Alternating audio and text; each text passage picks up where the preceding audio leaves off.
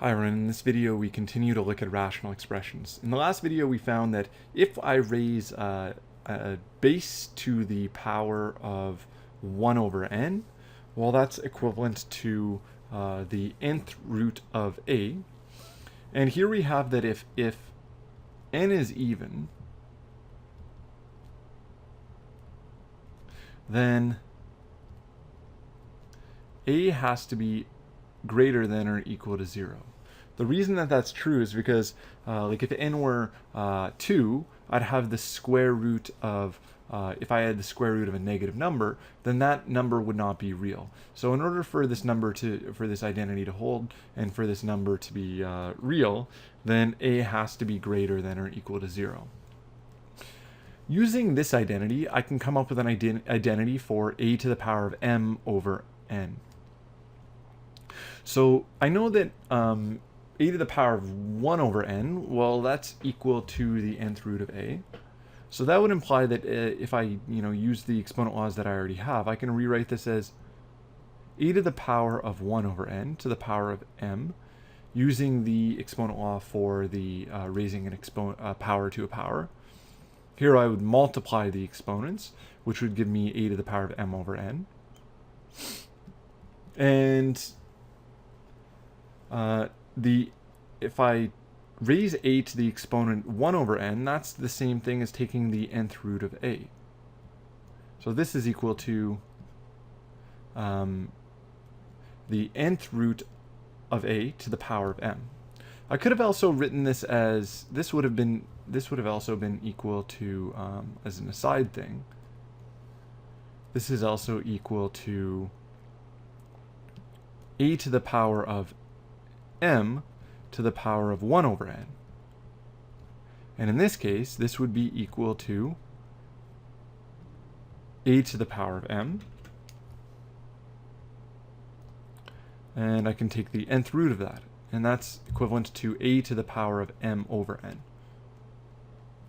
So again, here we have that if m and n are written in lowest terms and n is even, we have that a has to be greater than or equal to 0 in order for this identity to hold.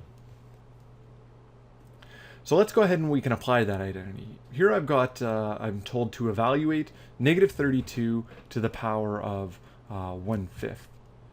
So if I raise negative 32 to the power of 1 over 5, that's the same thing as raising, or that's the same thing as taking the 5th root of negative 32.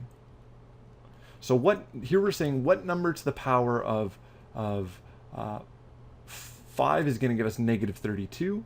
So what is the 5th root of negative 32? The 5th root of negative 32 is minus 2, because minus 2 to the power of 5 is equal to negative 32.